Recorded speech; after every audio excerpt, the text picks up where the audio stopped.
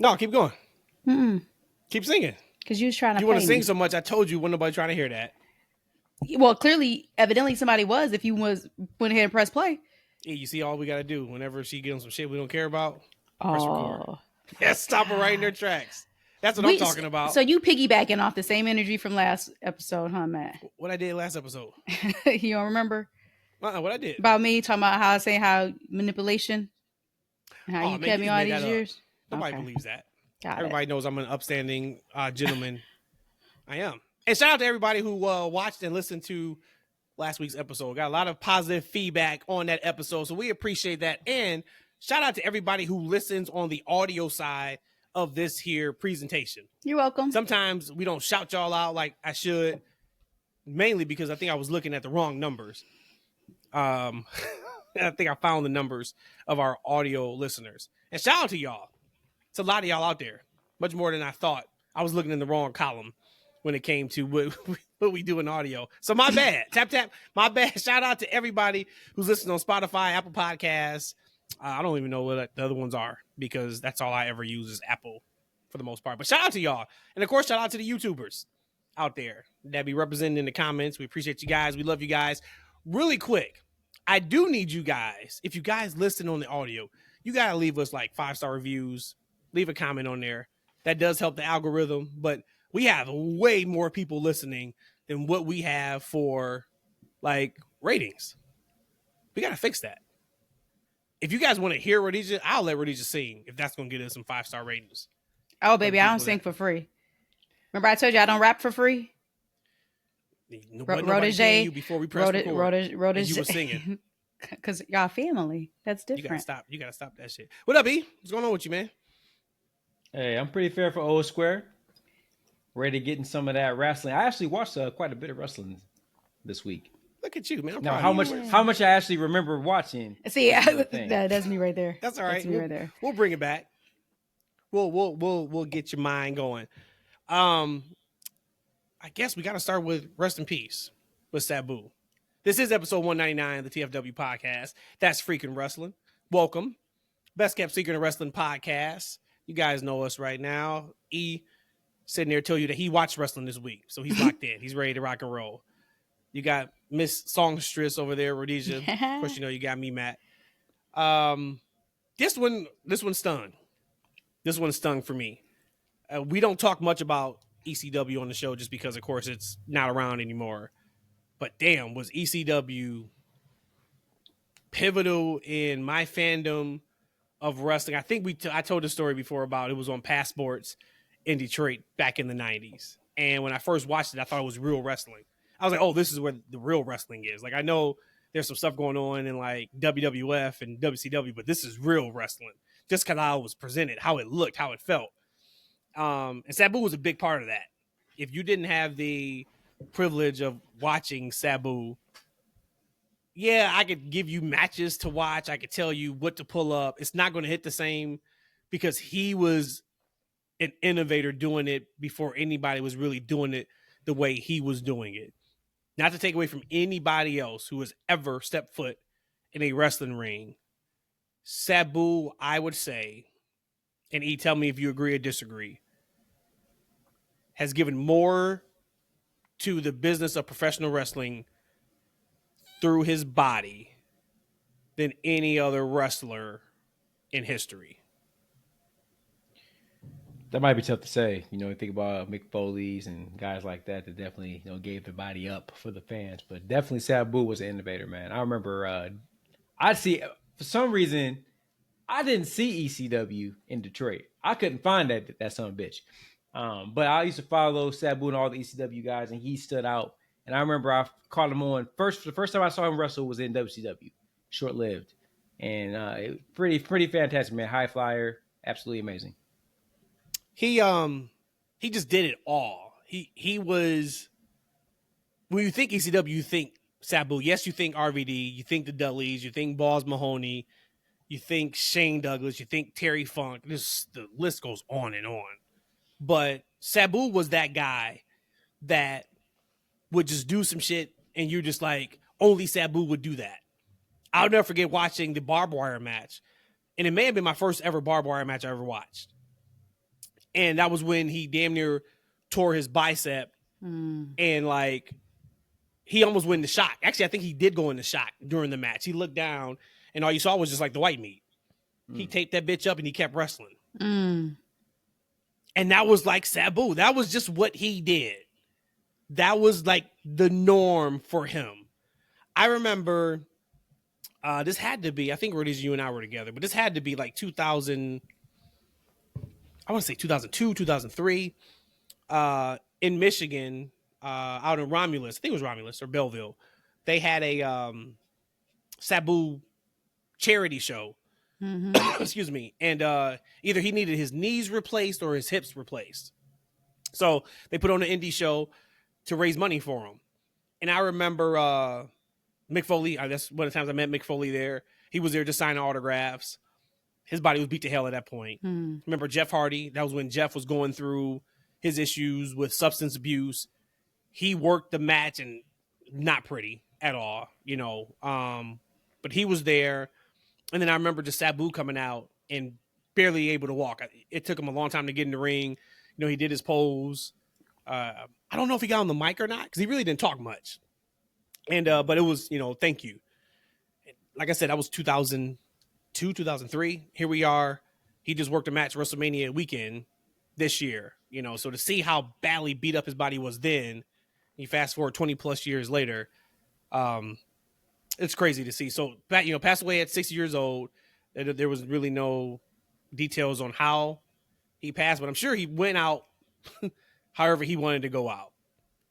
And there is plenty of stories out there around Sabu doing what he wanted to do, how he wanted to do it, when he wanted to do it, where he wanted to do it. You can go down that rabbit hole if you want. But just shout out to him and thank you for putting your body on the line the way you did for ECW, for our enjoyment. And at the end of the day, that's what it was about. It was for our enjoyment. But shout out to Sabu and anybody and everybody who's watched him either through, you know, the network or YouTube, or you watched it live in action. There was one last thing I'll give, and we can move on to something else. Or Rhodesia, you may have some around Sabu from watching him on the network, or even maybe when he was in WWF back in the day. But there was a moment where him and Taz had a feud in ECW. And I quote tweeted it a couple days ago and just said, you know, it's thrown around a lot where you just had to be there. But this particular moment, you had to be there for this. And they finally was in the same ring at the same time. And ECW was big for really, that's the first promotion I remember cutting the lights off, cutting the lights on, and somebody's in the ring. That was kind of ECW's thing. And lights go out, lights come back on, and Sabu and Taz are in the ring standing face to face. And like the crowd goes absolutely apeshit. They don't really move. Taz is sitting there with his arms folded, which was his taunt. Sabu points, that was his taunt. Lights go back out. Lights come back on, and I think Sabu's gone. But it was just like, man, it was the feels, the absolute feels. But Rhodesia, do you have any memories at all about Sabu? I think the first introduction I have of Sabu was that actual event that you went to, that charity event. And this time when I was into wrestling, I think it was a little bit later than 02. I think it was closer to maybe 05-ish, but regardless. In my mind, all I knew was WWE. And so when the Sabu name came up, and you're like, you know, kind of his track record and his biography, I'm like, oh, wow. Like, why are they doing a charity event for him? Because again, in my mind, not knowing much about the business, if you're a wrestler, don't you have like some kind of retirement package, some kind of medical insurance? Again, not thinking that, hey, these people are independent contractors. Maybe you have Lloyd's of London insurance, maybe. And then you just told me like how great of a performer he was, everything that you mentioned, that he put his entire body on the line. And that was probably my first time I've ever heard of somebody like would have been willing to die in a ring. That's the vibe I got from you. And then after that, I've seen a lot of Sabu just kind of on the highlight stuff. But other than that, I would say for someone who does not know his history, outside of what you just said there, it feels like, and you can correct me, or E, you can correct me if I'm wrong, that the community gave him his flowers while he was alive. That's like my takeaway. Like anytime I hear Sabu now or prior to his passing, it was always in the high regard. And I just really feel like people appreciated him at this point. And we got that like a Jake the Snake, a couple other people. He's not dead, but we can appreciate them and give them their flowers while they're still alive. So rest in heaven. And thank you for putting your body and your soul on the line to entertain us. Even though I didn't get to watch a lot of it, you still was instrumental in the industry of extreme wrestling. There's so many people who wrestlers that have given out like their thoughts and condolences, and we saw Punk on Raw, do the Sabu. Karrion Kross did it. They got to get that man on Raw. He wrestled on main event. I think he went over, which is great. Hey, birthday to Scarlett. Scarlett's birthday is today. But he did it. I mean, it was just so many people. Now, like I said, there's a lot of stories about Sabu that does not put him in the best light, for sure. But that doesn't matter when it comes to what he gave in the ring, right? Like, last story. Yeah, I may have shared this one. Bill Alfonso. Shout out to Bill Alfonso. He was Sabu's manager in ECW. So a long time ago, back in the 90s, I used to we called them the 438s. They were like, really all it was a 10-minute answer machine. Why you ever need a 10-minute answer machine, I don't know. But there was a 10-minute answer machine. And we would do, we got together and we would do wrestling hotlines. So it's kind of like a mini podcast again, the way we do now. But we would just, instead of doing your message and say, please leave a message, we actually went 10 minutes and talked about wrestling. And I remember going to the ECW show in Detroit. And I stayed around for a while. I think I may have told this story before, but the security guards in the ring who are taking down the ring invites me in the ring and said, hey, if you can take one of us down, you be part of the crew. I was like, dude, I know the game. I'm going to come in there. You guys are going to break my neck. He's like, no, I'm serious.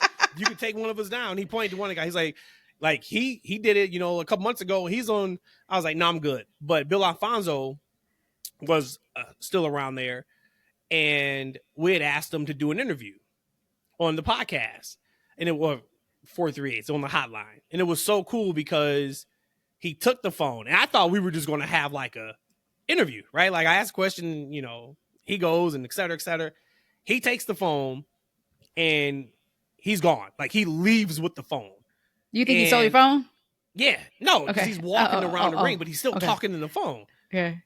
And I'm like, oh, well, this could be gold, right? Regardless, this is gold. Like this is Bill fucking Alfonso, like talking on like our 438 hotline. And he, did a couple laps around the ring, comes back and he just hands his phone. And he's like, all right, guys, see you later. And he leaves. So it wasn't until, we recorded it and then listened. But he basically just cut like a 4-minute promo about, Sabu and how, cool it'd be for Detroit to get a pay-per-view. And he was just talking, homicidal, genocidal. He was just going on and on and on. That was just really, really cool. But yeah, man, just shout out to Sabu. We love you. We will miss you. Thank you for everything that you have done. And I thought it was classy for WWE to show the, video at the beginning and then mention him again. Because he's also said some not so flattering things about WWE, WWF, and people who were in WWF back in the day. Okay. Sabu was a wild boy. He was all over the place. So he was all over the place. I'm gonna call a pivot. So right before we start, I'm like, hey, this is what I got. We go over a couple things. Rhodesia says she's got a question. And he has been sitting on this WrestleMania 41 question. He said for 3 weeks. And his thing is, I keep telling him, man, if you got something, talk it. He's like, well, if we go too long in the pod, I just shelve it until next week. We're always going to go long on the pod. So he was like, oh, well, it sounds like we got enough. I ain't going to bring up my point. E, the floor is yours, sir. What is your question or comment or concern about WrestleMania 41 that you've been holding on for the last 3 episodes now? See, the nice thing is I've learned to kind of think ahead of my business, right? But I turn my business self off once I leave work. I'm like a different person once I leave work. But I thought ahead. I'm like, what? If I tell them I have something, like 3 things, they're going to want all 3. And we're going to have a 2-hour-and-a-half podcast. So I'm going to tell them I have 1 thing. So that way they might pick out the 1 and I don't have to give them up to 3. So now we all good. My plan worked.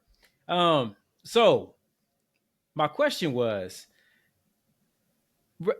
I'm getting the new one was mixed up. WrestleMania was 41, the one we just passed, right? 41 we just had. Yep. We got 42 coming up, right? Okay, I just wanted to confirm that. All right, so for me as a fan, I was really looking forward to 41. I think we talked about it too. When we go back to the podcast, we were really looking forward to 41 a year before it happened, right? Almost after 40, we're kind of like, fantasy booking the matches that we want to see on the card. We thought we were going to see, like, hey, are we going to see Rock and Cody? Are we going to see Rock and Roman? We had like these dream matches on these matches that we kind of fantasized in our minds that we thought we were going to get. We thought we were going to get variations of the bloodline, kind of culminating on that WrestleMania card. We ended up not getting any of it. We ended up getting a totally different card, not the card that we thought we were going to get.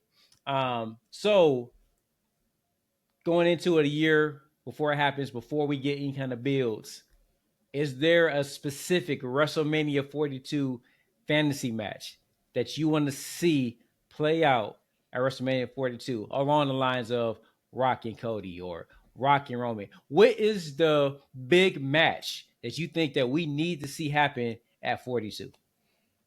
I would probably say at this point on this day the Lord has made, probably Roman Cody.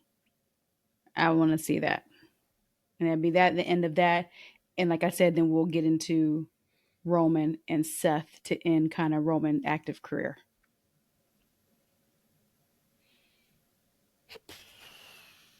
Man, great question.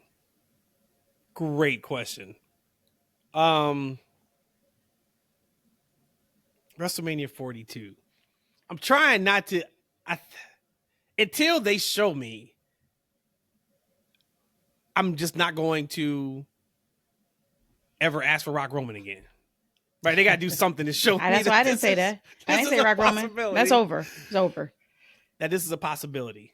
I really would enjoy Rock and Cody. But to answer your question, because now we got to go to what do I think is going to happen, right? Just not fantasy book and just throw out a match. Like, what I think is going to happen. For my options of what I think can happen, I would love to see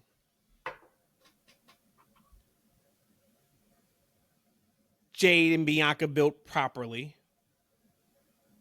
Because I would go Rhea and Bianca, but I think we may get that if we get Evolution this year. Mm-hmm. I would love that. I would love that as one of the main events. And then I think about Cody. Like, what does Cody deserve? What should he get for WrestleMania 42? And if it's not Rock, is it CM Punk? That's a huge match. That could get you night 2. I would really enjoy that for sure. I think the other match that if I'm now picking Roman, it would be.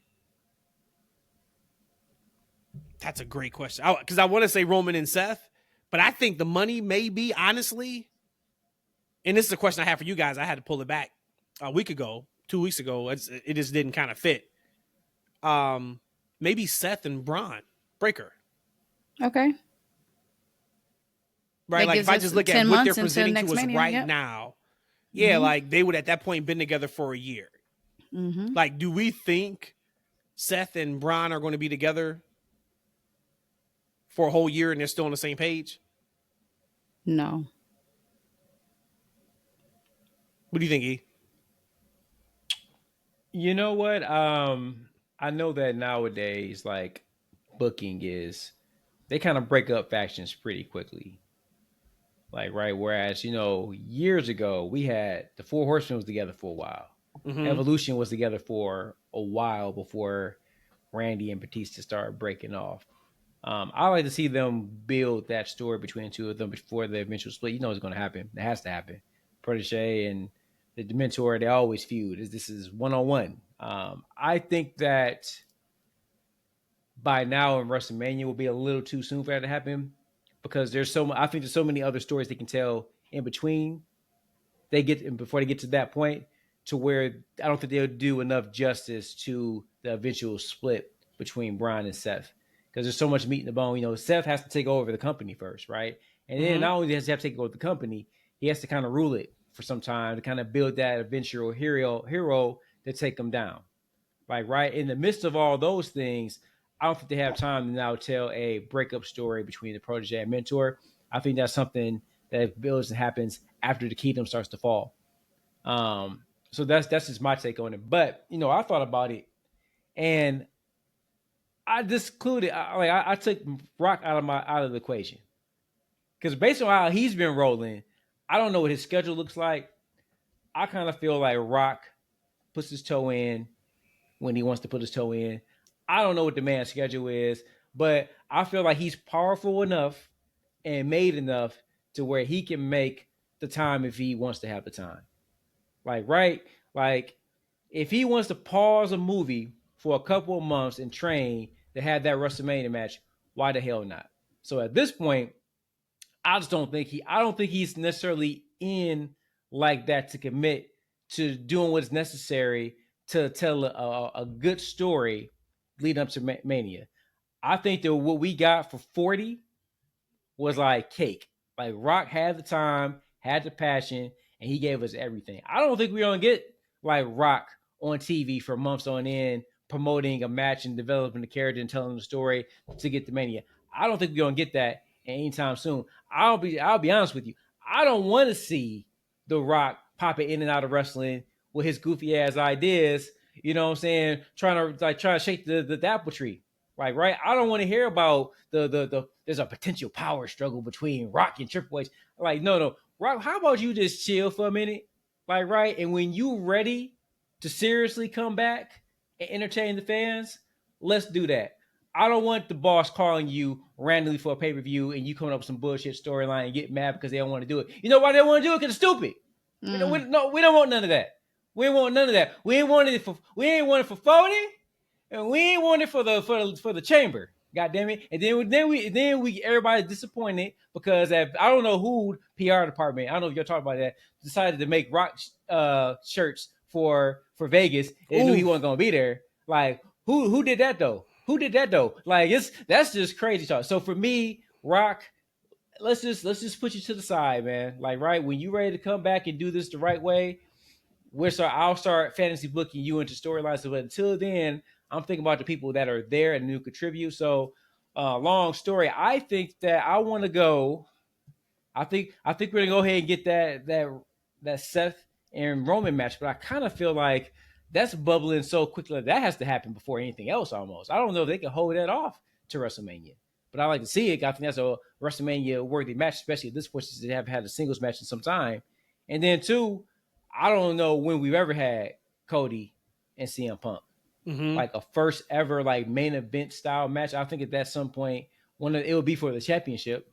I'm not sure who will be the champion at that particular point, but that kind of makes me think like, damn, like Jey won't be champion by then. I don't know how long he even has to build. What do you guys think? How long do you think Jey's going to have this title? But no, that's I would say he about to wrestle Brian this week, but never mind. That's not for the title. Whatever the answer is, add on some months to it. Whatever the answer is, add on some months to it. So why do you say that then? Add some months onto it. Evidently, you have a strong feeling of something, or you're saying whatever we think it should be. Still add some more months on it. Man. Remind me of my place. My place. I'm in my place. This is my place. I run this place with this on my arm. I'm going to handle the YouTuber. And then me and the ring general, we going to run it back. And I'm going to walk in this match the same way I walked out of WrestleMania. World Heavyweight Champion. 4 letters, 1 word.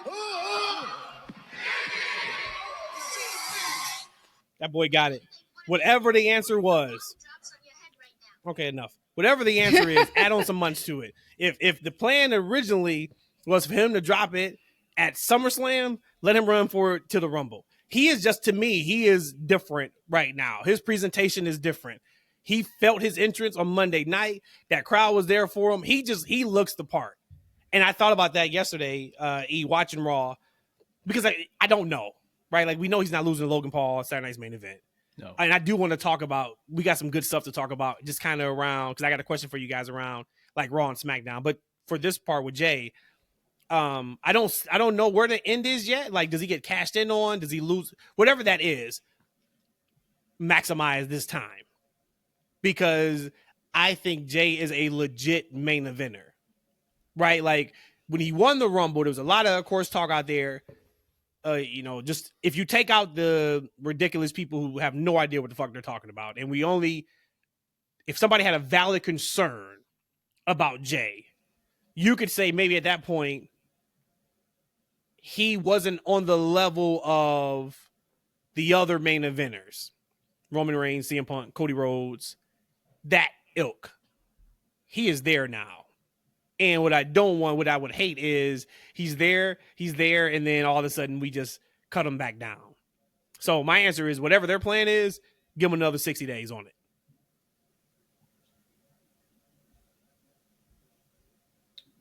Yeah, I mean, like, man, I hate that. I feel like he's a transitional champion. Ooh, for who? For Seth. Oh. For Seth, I don't know how long Bum Cena is going to keep the championship. To December 31st. He's mad. Big mad. Well, Gunther's challenging for the belt June 9th on Raw. You don't think Gunther gets it back, right? Oh, no. I don't think Gunther gets it back either. I think it's shipping different. I think that's when we get Goldberg. I forgot that was it called Night of Champions? Mm-hmm.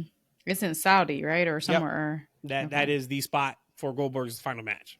That better be a nice 5-minute match. He said the best 5 minutes, huh? That better be a 5-minute match. So I think that's what they do. Do you guys feel a difference when you're watching Raw and SmackDown? Like of the shows? Well, yeah, but I think mine's is just more of, it could just be that I know that SmackDown is still 3 hours. And although Raw is hovering around with 2:38-ish, I think, last couple of times I've checked, that's still almost about the same timing. But just I think I'm going into SmackDown like, oh my God, this is a 3-hour show on a Friday night. So that's what I think it is. I gotta tell you what, I know what you mean when you say that. I do enjoy Raw much more than SmackDown. Without even thinking about it. I enjoyed last Raw, I enjoyed the Raw before that. But I will tell you this, though. Like, I don't even think about the time when it was SmackDown. I couldn't even tell you it was 3 hours, to be honest with you. But I will say this. I turn it on, but I don't stay with the entire show. At some point, like, either I fall asleep or I end up doing something else. Like that, probably like that last hour is probably when I lose my attention with the show, to where I carry on to do something else. Because again, it's a Friday night. All right. So the show comes on at 8. So about 10, it's 10 o'clock. You know what I'm saying? Look, it's been a long work week. You know what I'm saying? I got mommy sitting next to me, you know what I'm saying? And I want to do some adult things. I ain't trying to watch wrestling until goddamn 11 o'clock. I'm trying to do some adulting. You know what I'm talking about? Like, so for me, I think it's just a hard to have a 3-hour show on a Friday night. Like, right. That's party time. It's time to take your shoes off. It's TGIF. Yeah, I mean, for me, it's not that, because we can have sex any day. But when I watch SmackDown, let's start with Raw. Perfect example was Monday night. You have Jey Uso and Gunther, right? Okay. You also have, on the same episode, CM Punk, Sami Zayn, and Jey Uso against Braun Breaker and Seth Rollins. Like, there's intermingling on Raw. You watch and you see for the second or third week in a row, Finn Balor talking to Roxanne Perez backstage. Roxanne Perez is wrestling Io Sky and Rhea Ripley, who are friendly, but we know they both want the championship and they're going to wrestle eventually very soon for said title. Intertwining. On SmackDown, it's like either you're watching the segment that you want to watch or you're waiting to get to the segment you want to watch. Everything just feels like it's cookie cutter, contained. Now, there's some good stuff on SmackDown. Jade Cargill had her best match in WWE last Friday. Talk about it. Talk about it. Y'all was so worried about this woman. We had to have a whole 20-minute conversation about it. We had to have the come to Jesus meeting. I never We here gave now. my WrestleMania thoughts for a reason on that match. I skipped right over it. Anybody who listens to the show probably knew I wasn't a fan of it. I thought the WrestleMania match was horrible. Excuse me. I didn't think the match was horrible. I thought her performance was very lacking.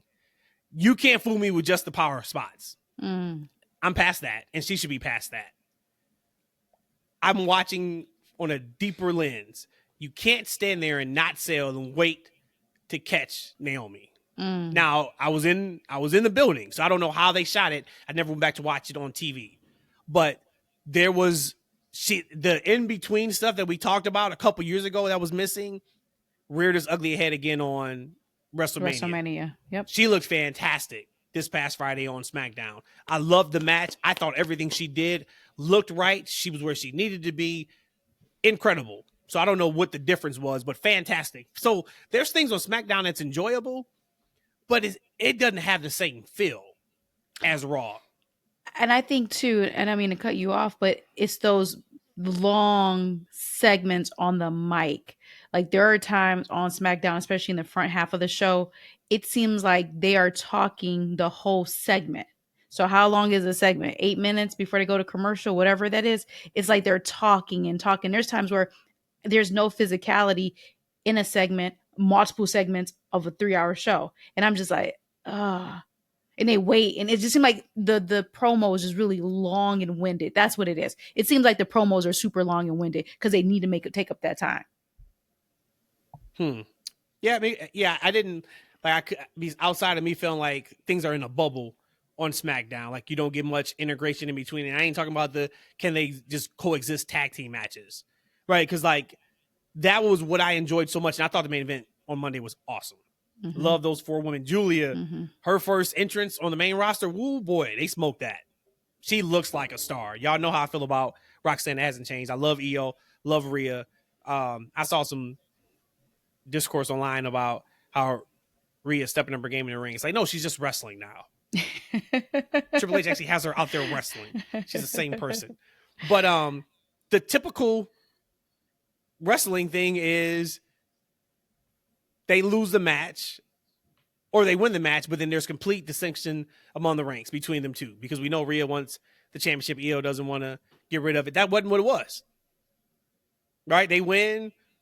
Rhea tries to hold it together, smiling. I told Rhodesia, I'm like, them girls love each other so much. You throw she grabbed her Bianca booty in there. She didn't grab it, she tapped it. Okay. Tapped it, grabbed it. She touched me. She couldn't stop smiling. But that was good stuff, man. I really enjoyed that. What do you guys think about the Punk and Sammy and Seth and Braun stuff? Are you guys enjoying it? Are you looking forward to Saturday night's main event? I had a question about Julia real quick though, before we go there. And it was actually a really good question for the two of y'all. And then I found something out today that it was a little bit different. I'm like, dang it. Initially, I always told you like how when Julia and Stephanie first came on the scene in WWE, how I felt like the Stephanie outshined her, blah, blah, blah. So we bring up Julia up to main roster for now, for however long this is going to be with Roxanne. And I felt like I'm getting that same feel again. I'm a little more interested in Julia today than I was a month ago. But I was like, her and Roxanne, it feels like almost again, Roxanne is going to kind of outshine her. So my question to the two of y'all was going to be, do you feel like that Roxanne is dimming Julia's light by them being together? But then it comes out that Julia is about to break up with Roxanne anyways. It was something after the show. She said that they're no longer a we. Taking it both ways, whether they stay together or they don't. Do you think the pairing of Julia and Roxanne is just to get Julia exposure? Or do you think that they don't think Julia is strong enough to be on her own?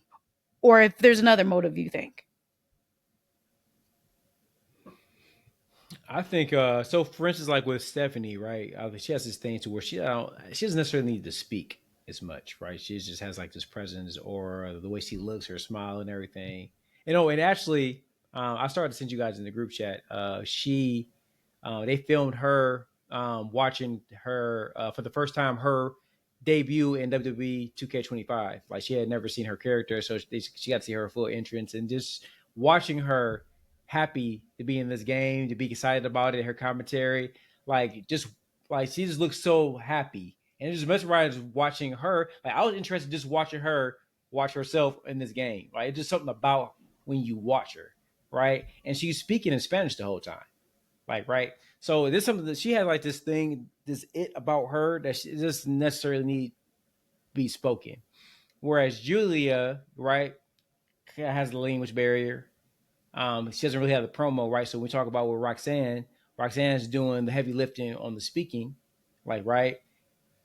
Julia just gets like a couple of words in just in English. Maybe she says something in Japanese. I don't speak it, so it doesn't really hit the same, right? So she doesn't have that spoken thing, right? However, I think that she visually she looks good. I think like she has a unique look to herself, right? I believe she's a mixed woman of some sort. I think she's Japanese and Italian or some type of thing. Yeah, Julia, so right? I think she is Julia. Yeah, so she looks unique, right? There's something different about her. She has her own charisma about her. I think they will continue to figure it out with her, because when somebody has a uniqueness about them, you got to try to like find a vision for it, right, and put a light in front of it, because that's going to stand out some type of way. So I think she's going to find her way. Now she, be ahead of Stephanie or Roxanne, whoever. I don't necessarily think if it matters. I think if you look at the women's division, there's space and opportunity for her to excel. Like, right, there's a lot of women that have been on the show, but honestly, let's just be honest with them. A lot of them are boring. Like, right, and they've been doing the same shit for a long time, right? So there's room and opportunity for her to come in and grow and find her niche, and I think she eventually will. I think the reason why they brought them together because it was the best way to introduce both of them, and you shoot them right to the top of the card. You can't get any bigger on Raw outside of Becky Lynch segment, or rivalry is Io and Rhea right now. So you kill two birds with one stone, and I do believe they are now officially called up. Okay. Because in that promo package that they cut before the match, there was a line in there about we are not here to something, something, something. We're here. I forgot what it was, but when I heard it, I was like, oh, they're here now. I'm taking that as face value. Yeah. But during commentary, they also say those NXT girls, right? So I mean, that's just a phrase. But it seems like they are more on the main roster. And like again, we assume that too about Roxanne. I was like, especially when the draft comes, she's going to get drafted to one of the shows and officially be on one of the brands. But at this point, I mean, what can they do in NXT? Right? There's 1,000 girls down there that can be developed. These girls are ready to go. They can go in the ring. They look good. They look the part. They'll be fine. And we got that incredible Julia match on Tuesday where, thank God, she's not hurt. That was a scary ass bump. Yeah. She landed right on her head. Jordan Grace. Just that quick, man.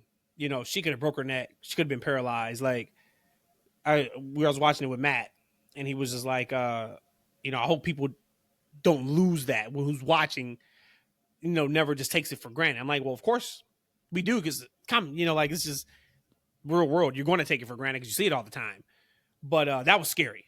And the commentators reacted as such. I don't know how she got out of that match unscathed, but she did. Thank God for that. But between that match, between the match on Raw Monday with Roxanne and Io, and then you go to Collision, Willow and Chris Stanlander had a hell of a match. The women did a damn thing last week, which was great to see. Like, all promotions across the board, major TV matches, and they all deliver. So I was really happy to see that too. I know what makes her better for me. She could just lose the contacts. You may proceed on what you asked about Seth, Braun, and so forth. What was your question? No, just what are you guys thinking? Oh, no, I was saying, do you like it? Oh, do you enjoy it? Yeah. Are you looking forward to the Saturday night's main event match with Punk and Seth teaming? Is this getting you where it needs to get you?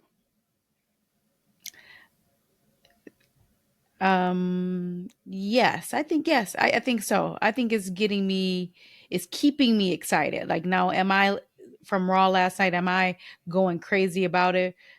compared to the Raw before when Paul Heyman almost had a heart attack. No, it doesn't compare as far as that excitement, but it's okay because again, they're telling stories. They're trying to, draw this out. Everything's not going to just happen right away. So overall, I'm satisfied with the story, and I'm satisfied and I'm excited to continue to watch next episode to see what's going to happen next with the pairing. Because again, back to that original question, I think E was holding on to, and you had said, well, what about Seth and Braun the next Mania? You just threw that out there. We all know that all groups come together to break up. We know that already. The Seth and the Braun interaction, we know at some point we're going to get them breaking up. So for me, I am satisfied with where we're going right now. We're only 4 weeks in, 4 weeks in. So I'm okay with it. It has my attention. I'm definitely interested in the match. I like the dynamic. I like all guys. Sami Zayn. I like what Punk's doing. And I love Seth and Bryan and Heyman together. I got to tell you something, man. Like, it was something that was really stuck out to me watching Raw. Well, like, was Bryan's, like, his hands, man. It's like he took the whole spray tan and sprayed all over his hands. Mm-hmm. And, like, I just couldn't take my eyes off his hands. I'm like, damn, why is your hands so damn tan? Like, what could have transpired, that would cause his hands to be that damn Donald Trump orange? Mm-hmm. Like, and this is hands, right? Like his, I don't know, he used it on his face or whatever. I don't, but did he take it, rub his hands in and then rub his face? That gotta be it. That's gotta be it. Like, what? Like, how did they get, like, at first I thought he was wearing gloves.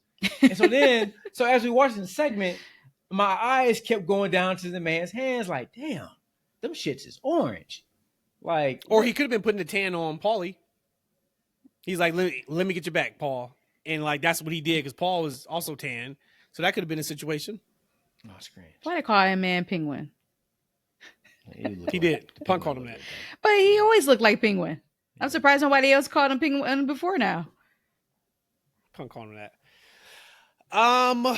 Anything from Raw? I want to get to In Your House, a.k.a. Backlash. My only thing with Raw, I think we talked about it for a hot second earlier today.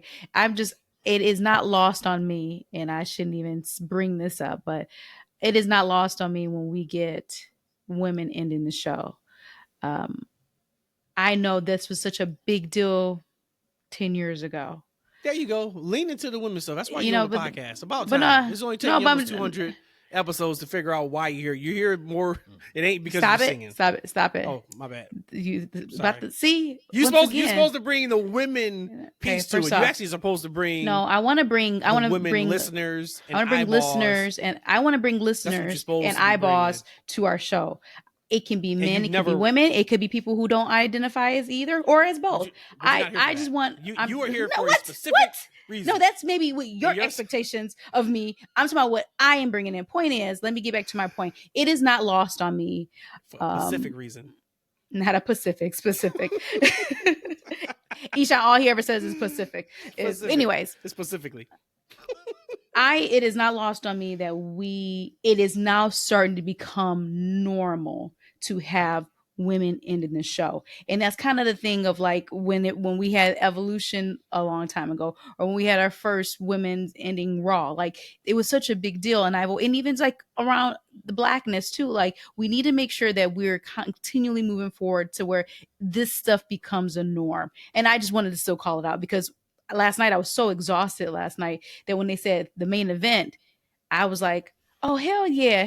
I can't last any longer at this point because I'm about to pass out of sleep. But I was again proud because it's Julia and Roxanne. They're on main event of Raw on Netflix. Like that's a huge deal. So again, it's not lost on me having them to end the show. It shows that they're trusting the women to carry the show.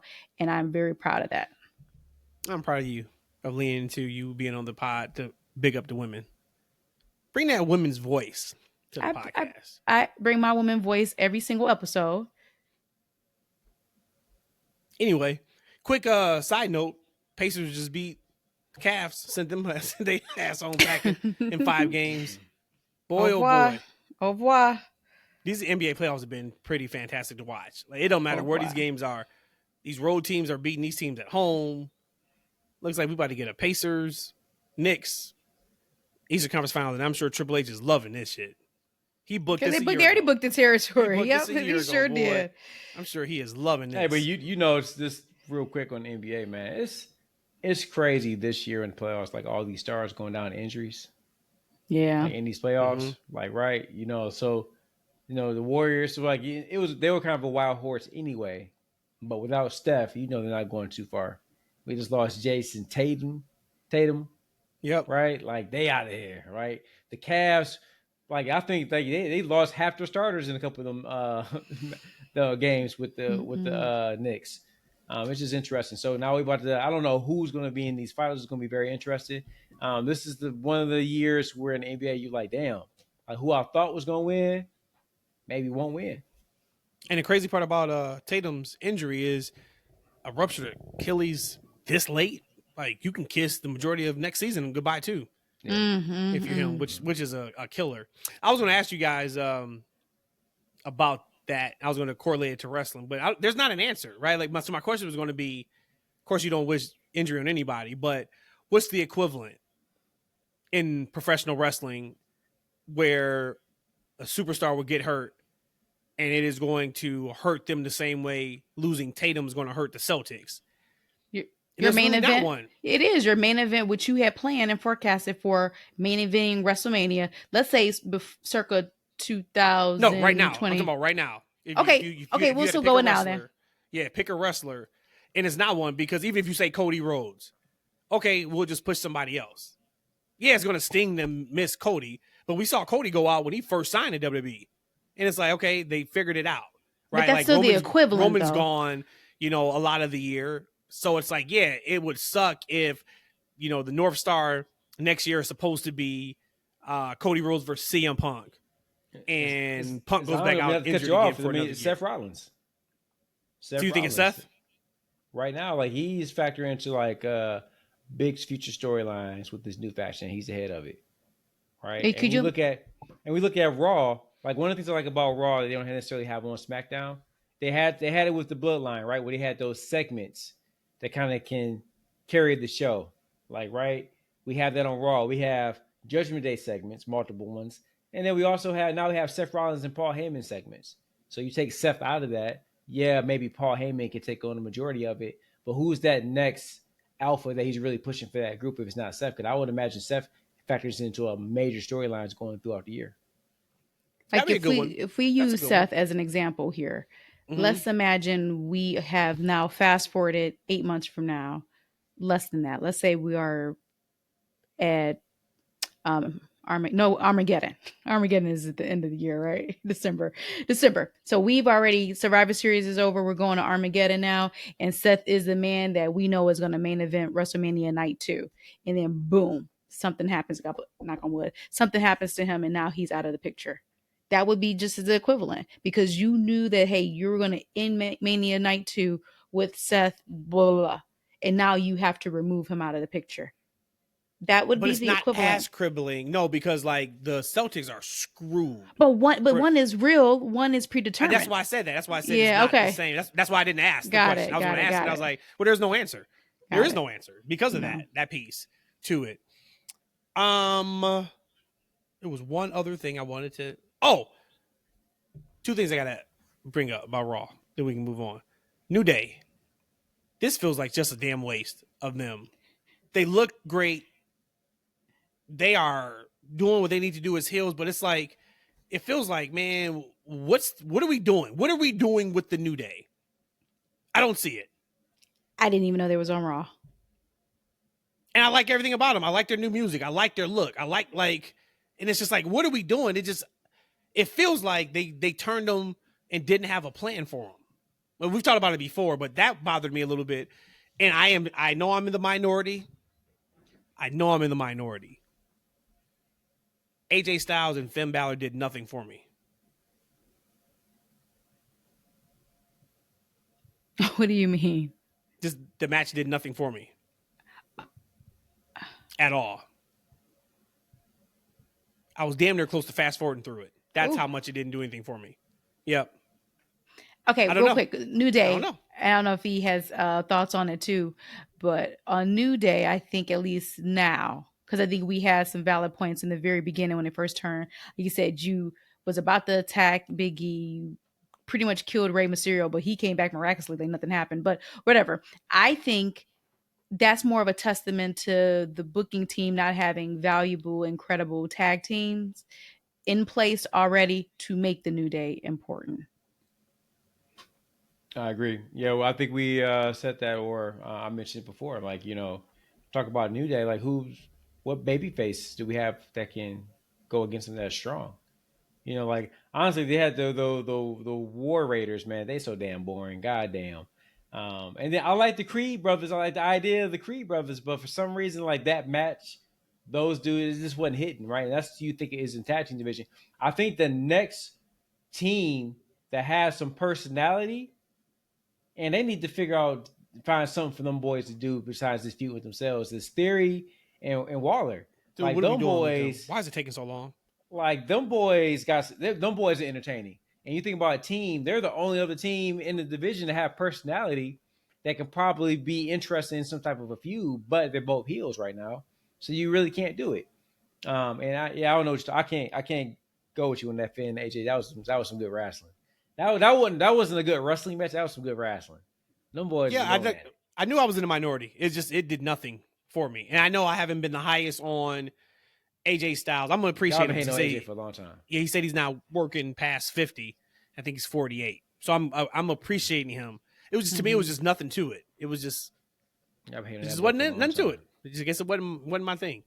I loved watching people complain about Backlash because I'm like, you guys should listen to the TFW podcast. Oh, the No Way Out. Told y'all what this show was gonna be. In your house. In your house. There you it's go. In your house. The card was in your house. The other thing about In Your House, for people who didn't watch back in the day, nothing happened on In Your House. It's a $14.95 pay-per-view when it first started. Then it went to $19.99, and I think it went to $24.99. But nothing happened. Titles didn't change. Not a title changed this past week. It was just a night of wrestling. So this is like, because I never saw a night. What'd you call it again? Saturday In Your House. In Your House. I never saw it in your houses. So this would be my equivalent to back in the day when I used to go to Saudi and overseas. Those throwaway pay-per-views, like nothing advanced in the story. It was contained in a bubble. You would get a Undertaker come back out of retirement, like that kind of stuff. Outside of Jeff Cobb I wouldn't even say that. Outside of Jeff Cobb showing up, we ain't talking about this show. We ain't talking about this show like going forward. And it was still entertaining. It was a very good show, right? Like it was fun. It was a fun watch. I enjoyed it. But it was what it was. It was in your house. Super excited about Jeff Cobb showing up finally. But Jacob Fatu, my God, he is going to be out of here. I saw glimpses of he was really leaning into babyface mode during the match. And then it made sense. And it was funny. We were sitting there watching. And I had told Matt, I was like, Jacob's really leaning into babyface in this match. And then like 3 minutes later, Jeff Cobb shows up. I was like, oh, there you go. That's why. Because Jeff Cobb is down with Solo. And we'll see how that dynamic plays itself out. But you could just see it. And even his facials looking at Solo and Jeff Cobb, another layer to his game that we haven't seen yet. Mm-hmm. He is going to be so undeniably big when he becomes a baby face. He's already like popular. He is going to be, I'm telling you, he may be, we were talking a lot about Braun Breaker a year ago. We were having the conversation of like, who's the next guy? And no, I don't think Jacob Fatu is going to be like, the John Cena, the Roman Reigns, the Cody Rhodes, but I could damn sure see him being the Seth Rollins. Or like even like a CM Punk in a sense. Absolutely. I can see that. This the edgier person. Yes, it's not the polished person like you would get, like you mentioned the first few people. Yep. He's special. He's really, really special. Do you guys want to talk about Jeff Cobb or anything from that Fatal 4-Way? I just know that the crowd popped so hard when he jumped the barricade. And it was so funny because you had kind of missed it and you came in and you had asked Matt and I something like, people know who he is? And he was like, no. But it was just like they thought it was another Samoan in the family. So that's what I originally thought too when you first jumped the barricade. But I forgot about Jeff Cobb being, I guess, a free agent. I didn't know. I forgot all about it. I don't know how I feel about it though. Evidently, the two of you probably are really excited, right? I mean, thumbs up yeah, for I mean, me. it's cool. Yeah, it's cool. I I just didn't thought realize of he was that like, small. Short. I'm sorry. Go ahead, E. yeah, He's short. he's more stocky. He's Yep. more of a big guy. But when I saw him, I was like, damn, this guy signed like a month or so ago. My man Longa been signed for a whole 3 years. He still can't get on the show. He's not doing something right. Like, They what gotta gives, figure out the name. They gotta figure out That his boy, name. that boy still can't find a hard cam down there in Florida. God bless. man? Man. Lord. Still can't find a hard cam. Shit. I'm a little confused. Actually, I'm really confused, and I was even more confused watching Raw. Is something going on with Pat McAfee we don't know about? I mean, is he gonna just go away? But he was there last night. Yeah. He ain't going away. But you would have thought this man was prime Ric Flair the way they treated him in that Gunther match in your house. You know, match it was that legacy promo. I'm telling you, when he spit that legacy promo a couple weeks ago, it connected with everybody in the crowd, and everybody became a huge Pat McAfee fan. I'm confused. I have no problem with the promo. I love the promo. If you don't tap your ass out to Gunther and move the keep fuck it moving on, and keep it going, keep it going. what was that? Hope spot after hope spot. He ain't tapping. Michael Cole get up. I was like, oh, this is great. He's about to tap right in front of Michael Cole. This is beautiful. So he just can. He ain't got to tap. We got to do the pass out gimmick with Pat McAfee. An announcer cannot tap out to Gunther. We've seen many better wrestlers, and Pat can wrestle. I got a question about Pat too. Pat can wrestle. He can legit wrestle. We've seen much better wrestlers lose to one powerbomb, lose to one clothesline, tap out to Gunther. But Pat McAfee could not. And then on top of that, we do that the handshake thing and the Gunther salute. What is happening right now? They have, And then you This the follow Corey that Graves up on Monday issue. Night Raw. You follow up on Monday Night Raw with damn near a video love letter package to Pat McAfee, and he stands up on the damn announce table, gets a standing ovation. What is happening right now in WWE with Pat McAfee Love Fest? that is what the same energy Corey Graves was on. Corey Graves. Rhodesia, I was about to say, let's get Corey on the phone so we can, as a family, have this conversation once and for all. Pat is over. Okay? Corey, you ain't, man. Sit your ass at NXT and relax, man. Be happy you got a job, man. Well, Okay? I ain't saying all that, but I'm saying that. Sit your unprofessional ass at NXT and be happy that you got a job. Because Tony ain't gonna play you like that, for number one. Pat is over, man. He got the second most popular. I'm not sure if his show has higher ratings or First Take, 1 and 2. I know both of them shows are doing phenomenal on there, but Pat is the man. And he got that. What the kids call it? They call it Riz. You got get Riz. Isn't that the we got the Riz?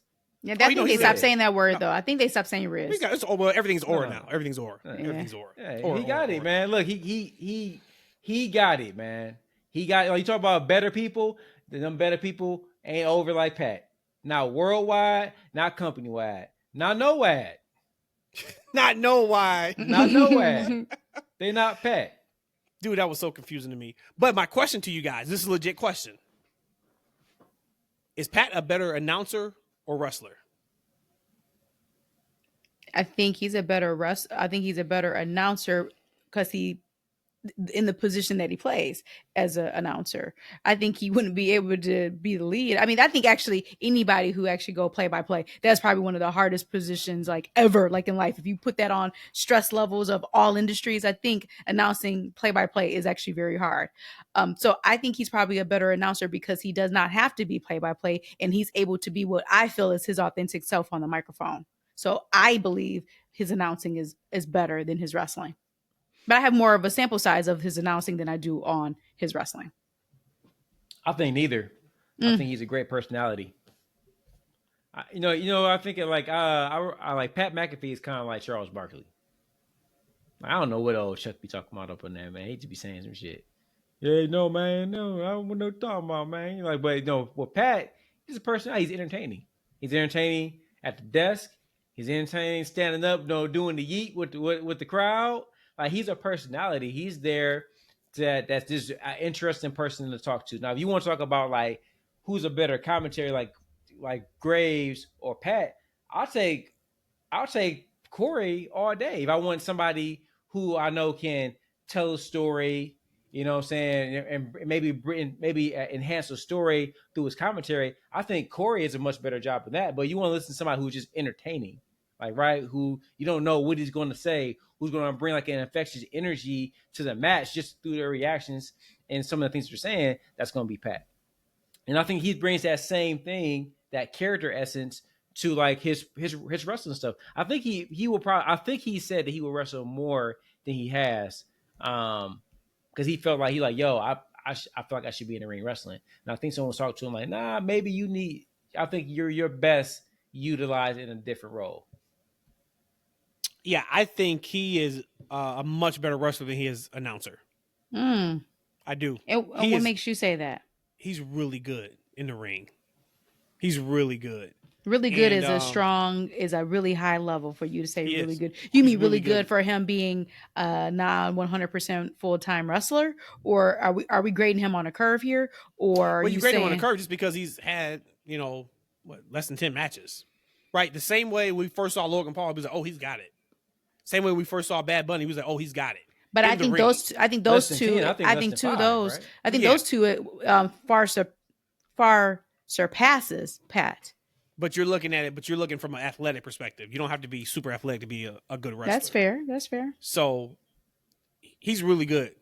I think he's a much better wrestler than he is commentator. He made a comment. He was talking about like, even when he played football, anybody that would listen to him, he would say, I should be wrestling. I should be a wrestler. And you see what he's doing now. So shout out to him too. He's living his dreams. Hopefully nothing ever comes out about him. He's one of those that be like, damn, Pat, you did that? Well, he had some suspect friends, but we can, I guess, get past that, right? You think he could be like Shay Shay? I don't know that reference, but probably. You know, Shannon Sharp. $200 million. Did he lose that much? He settled? Yeah, they said. Or he got fired? No. That was how much he had upcoming deals, and they said that's how much he lost. Sheesh. Yeah, buddy. So, $200 million. Because he allegedly, I ain't even about to get into that. No, I'm not. Cena and Orton, I thought was fun. Fun match. Super enjoyed it. Really enjoyed it for what it was. I was telling Rhodesia E on Saturday. I was like, think about the amount of casuals that watched or was excited to watch Orton and Cena. They may not even be watching wrestling. Like we always talk about WrestleMania, how the casuals tune in once a year. I'm sure there was a lot of people who don't really tune in and they watched Orton and Cena. Bleacher Report tweeted out like Saturday morning. It was like awesome sports day. And it was, I think there was like 13 or 15 baseball games on. It was the hockey game. It was a game 7. It was UFC. And then it was, and they just put Orton and Cena. I was like, wow. Like for us, it's not that big of a, I mean, it's a big deal because it's their last match together, but it's like, it's Orton and Cena. Like, yeah, we're going to watch. But for some of the casuals, I'm sure they're like, man, this is like my childhood right here. The same way we watched Mike Tyson fight on Netflix a few months ago. And we kind of knew what that was going to be, but it's Mike Tyson. How can we not watch it? I thought that was interesting, but there was a video released. I don't know if you saw it or not. After the match, they didn't show it on TV, where Cena looks like he's having some second thoughts about turning heel. So okay. You kind of mentioned that, and that he kind of was like, it looked like he was having a debate in his mind, but on the outside. Correct. Yeah, because we know he's full caricature John Cena. What I will say, because again, after the whole Rocky thing and the WrestleMania thing, I've just come to, you know what, I'm going to love and appreciate John Cena in this final year of his career. I'm not going to be super critical of him which is kind of like not like me, but I'm gonna give him this pass because again, he deserves it. But he is still just too caricature for me. Like it still really irks me. Like you don't have to be that over the top at all. But as far as the match itself, like you mentioned, it was fun. I just look at it, or my takeaway is this was a match we all didn't know we needed. Like us wrestling fans, just it was good. It was what kind of our soul needed, our spirit needed, and we know not much came from it. Orton got his ovation. You can even feel it through the TV screen of just him taking in that moment. I think you even mentioned it. Him just taking in that moment and being appreciative and feeling it in that moment. It was electric through the television too. So again, a match we didn't know we all needed to see. Yeah, Orton's always deliberate, but he was really deliberate on Saturday. It was great for him. And take your time, to be able to have that spot in your hometown against the other guy that you the other guy be connected always to. Parallel. Always Parallel. How fantastic was that for him. So man, like that's good shit, man. Yeah. That was really good. There was something else I wanted to ask you guys or talk to you guys about around WWE.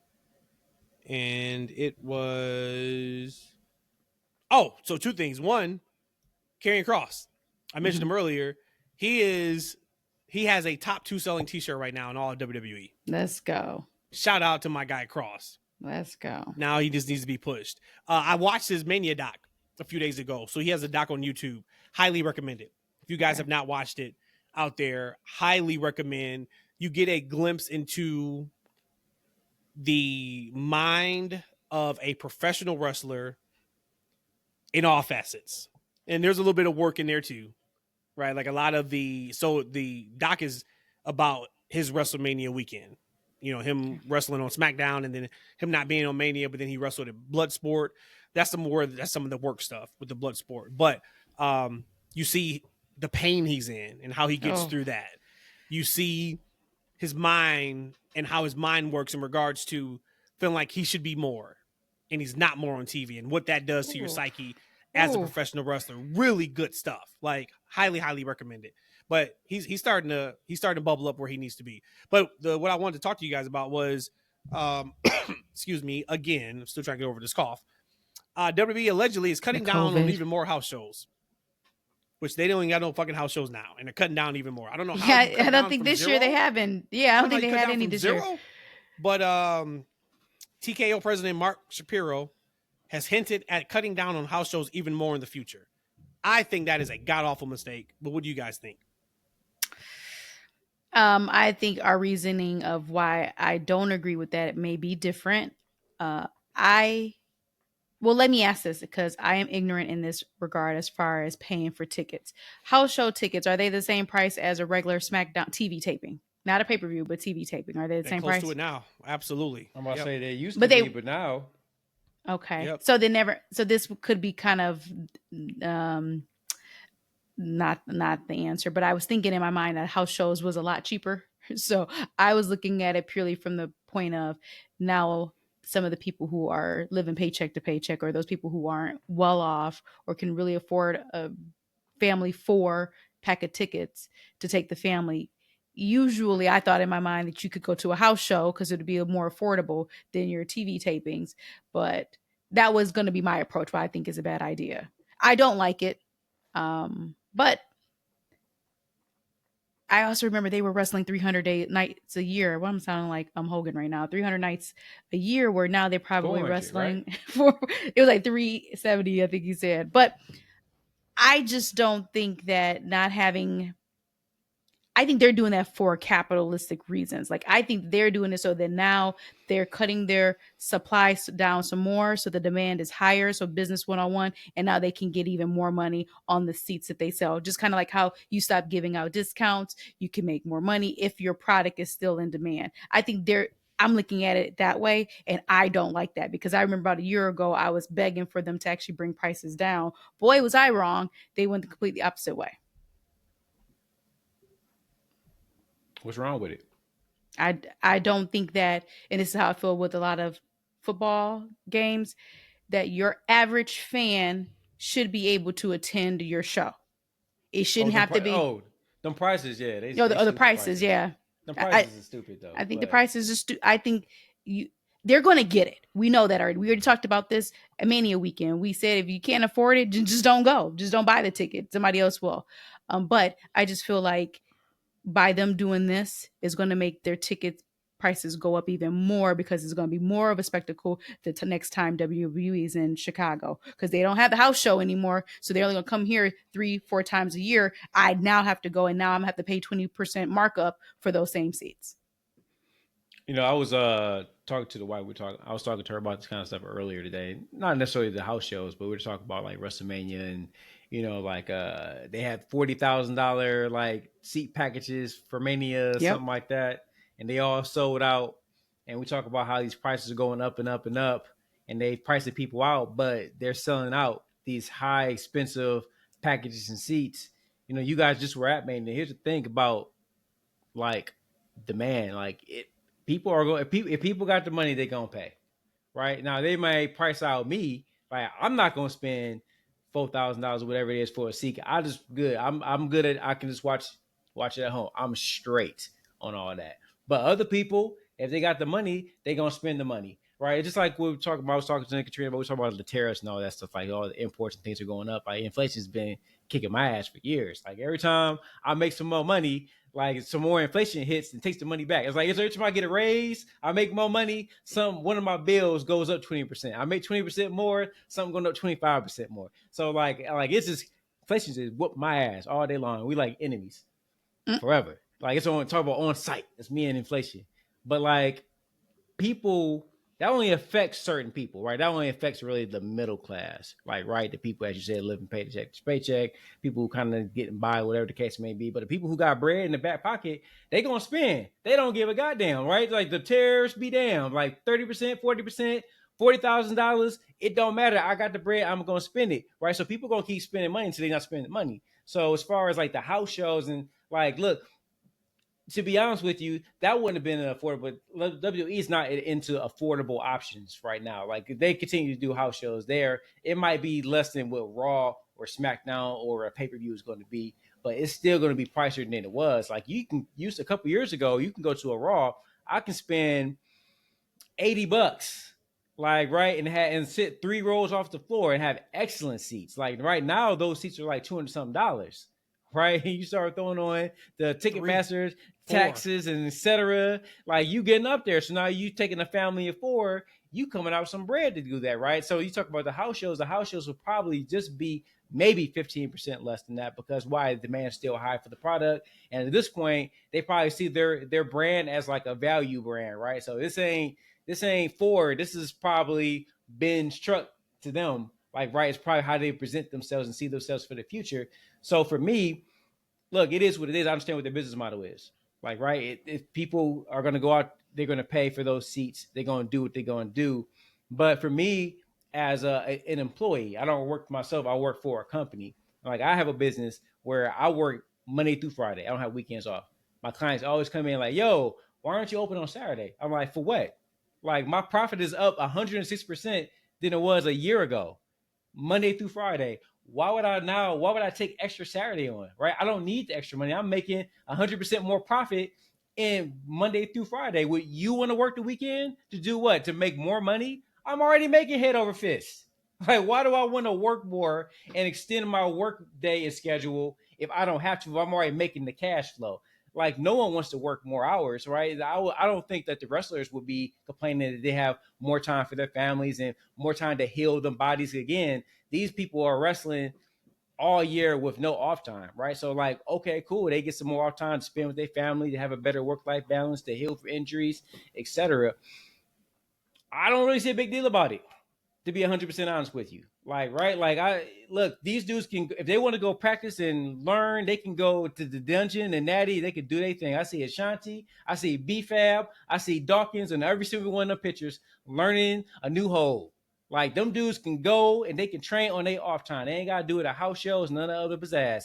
Like, I have no problem with it. And at the end of the day, it's not my business to have a problem with. Like, I'm not going to sit and get irritated because somebody decided that they're going to take something off the slate. For what? How does that affect me? I don't care.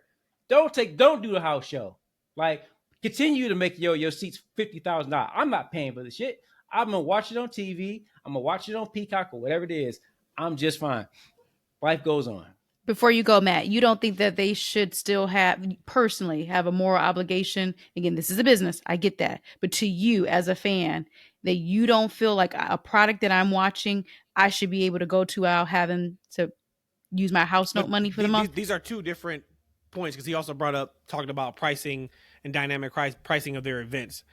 Nothing to do with the house show business. The pricing, he talked about how they're happy with the pricing and what they're doing with Ticketmaster and the dynamic pricing. That's separate from house shows. I'm saying so I where don't I'm want to landing deflate, at. because you guys are like really leaning into the dollar part. That has nothing to do, in my opinion, on the house shows going away.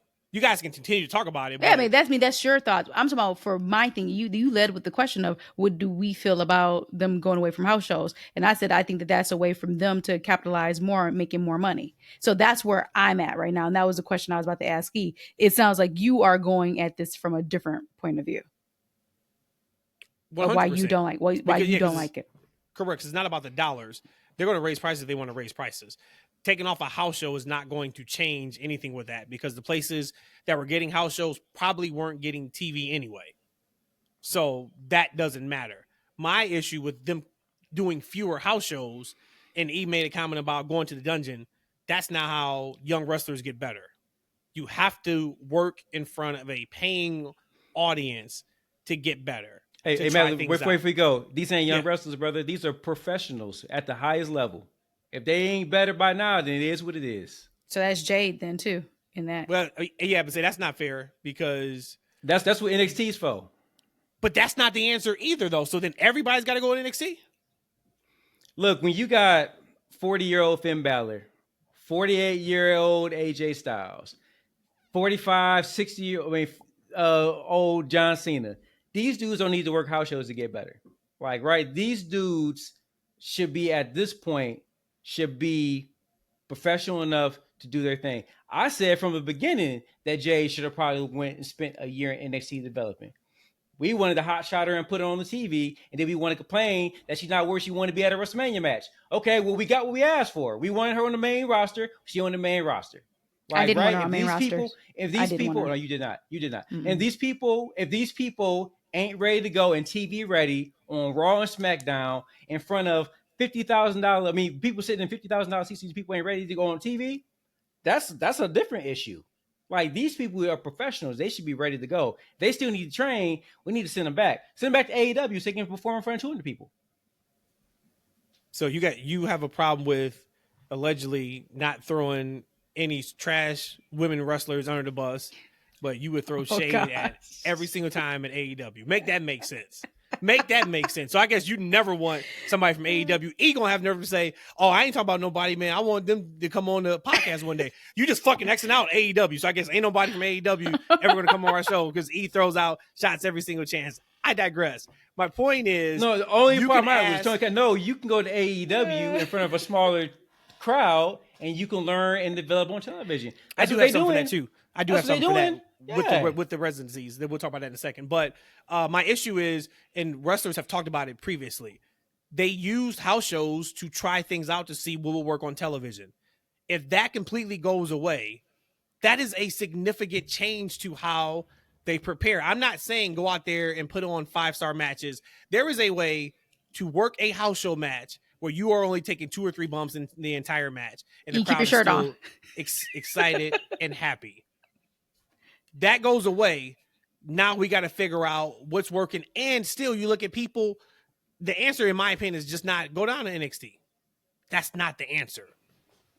We'll see how it plays out. This is something that we won't see a difference, I think, immediately.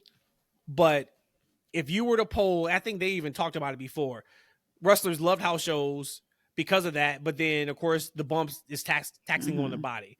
I'm sure they're not complaining. But I can guarantee you there is a segment of wrestlers that miss house shows. One, they talk about how much fun it is. But two, because you are missing, well, let me see if I try that. Because I can try that 6 times to get a reaction and see if it works. And then maybe bringing it to TV, opposed to I'm working 3 matches this month. Should I try it? Should I not try it? And if I do try it and it doesn't work, is it just because of this crowd? So do I do it again next show that I'm on and try it, it's a different dynamic. But Man, let me tell you, man. Look, I tell people all the time, if I could make 6 racks in 5 days, what I want to do in the 6. Like, you know what I'm saying? Like, these people, they're gonna make their bread. Like, you know what? Let me stay home instead of working this weekend at this house show. I can stay home. I can catch up with some yard work. I can spend time with my family. I can spend time with my loved ones. Maybe I can heal up for a television show. These people will be all right. Like, they don't need this. That's not. I think honestly, for them to continue to find ways to get these wrestlers rest, like, right, so they can continue to function. Because at the end of the day, if you really think about it, the lifestyle of the wrestler is really brutal. Really brutal. I mean, like, to have no off season. You talk about what they do. They hurt themselves for a living every time they're on television. Like, right? Which they signed up for. So they did sign up for this life. Sure they did. Yeah, Sure they signed up for this life. This is such a great topic because all three of us has a completely different feeling about it. Both Matt and I don't like the idea of going away from house shows, but for 2 different reasons. And he's like, sure, why not? The thing about the whole why work 6 days if you can get it done in 5. Well, for me, like even in my professional career, there's still times where I work on my own personal development. So no, I'm not going into work and dealing with customers, but I might be reading a book. I might be taking training. So I'm still learning. So if I'm trying to see maybe where Matt's coming from, there is a net positive out of that. Outside of you getting injured at a house show, there is a net positive on developing. But you're talking about somebody like Finn or AJ, they don't need to develop, but that's them. Stay there with that though. Like, but that's a different type of development, right? I would rather develop in my own personal time at my own leisure than have to sit and do it on a company time, right? Because like that's a different type of development. Like, right, if I can open a book for mental yoga or whatever the case may be to kind of help me throughout my work day, that's different than me sitting in the office going through the natural daily grind, which I wouldn't be able to have that opportunity because I'm going through the steps that I normally take every day. Like, right, having that extra day to yourself that now you are in charge of your own personal development will help further you through your Monday through Friday. But then also, let's be honest here, there's not 100% of people on a roster work house shows either.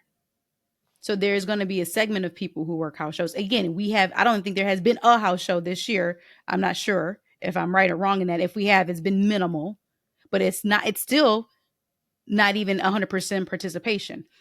I just don't like them going away from house shows because that just means now they're going to charge more. But I can appreciate the fact that this is a time to learn. There's certain things where in your building blocks on becoming a wrestler that you need to be able to pick up that you can only get it from a live paying crowd. Reps. Yeah, this is a different conversation. Like last, when they first cut down on house shows, I think everybody was for it.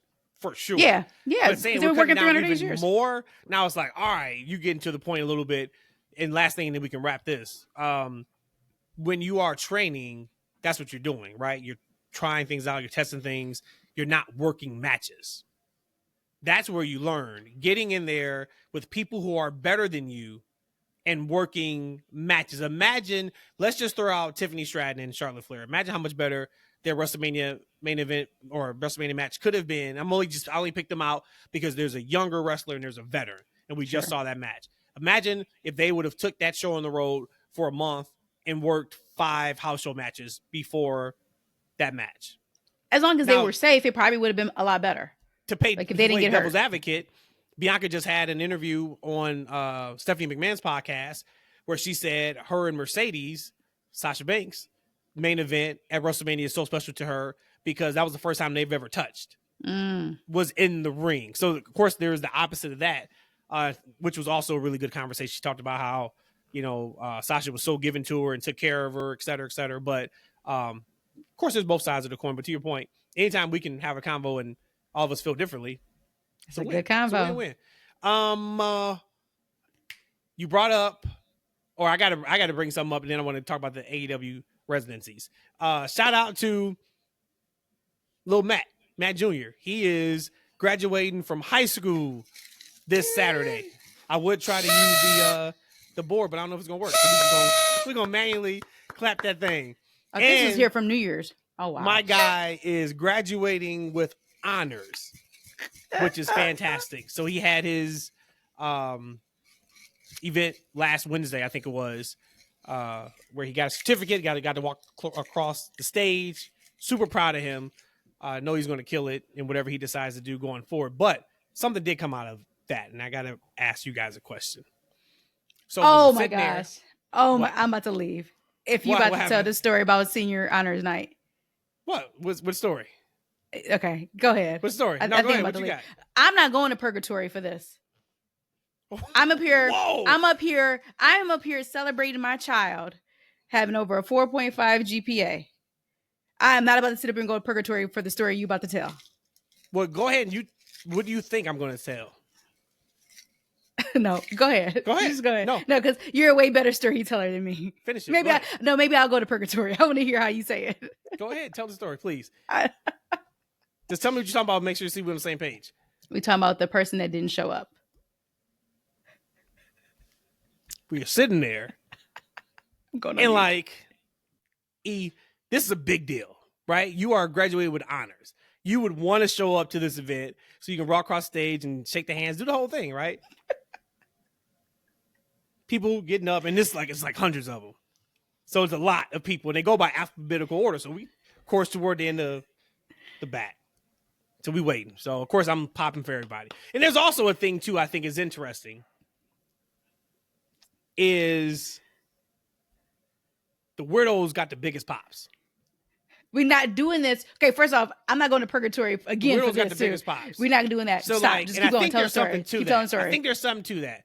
Socially awkward, can't make eye contact, walk across stage looking straight down, but then they get the biggest pops in the crowd. I think it's going, like, huh? What happened? Just keep going. Just keep going. Keep going. All right, whatever. So they're children. We still not about to talk about children. So go ahead. I'm only going to use his last name because I don't want to put the person's business out in the street. So then they get to the B's, right? Because they go by last name.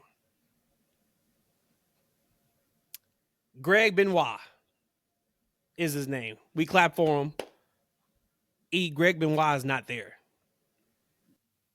Rhodesia said, "Oh, he's not there." I said, "Of course he's not." Like, we need to wrap this show right now. Why would you expect somebody with Benoit last name be there? He's not here. He's gone. That was what it was. So that my revelation was Benoit wasn't there, but I really do wonder why the weird kids got the biggest pops. And I feel like they got the biggest pops from like the other kids, and I think it's to make themselves feel better. Right? Like if somebody's like perfect and they're too cute or whatever the case may be, you don't care about that. You hate it a little bit, right? But if you know they're weird, you'll have no problem giving it up for them. I think that's nasty business. I think, wait, first off, the Benoit thing is, okay. When he said that to me, I almost got up and left the entire place. And we was like in third row. I almost got up and just left because when he said that, I was like, I can't hold myself in. I was like, okay. But the kids popping, that's awesome. I think that speaks a lot for the children who did pop, because you know that that same way. Pop for everybody the same way. But the other people don't need that kind of pop. So these people who are known as like the socially awkward, can't look in the eye, the way they walk across stage. I'm not about to make fun of a kid, but these kids are all just perspectives. Right. These kids, right, exactly.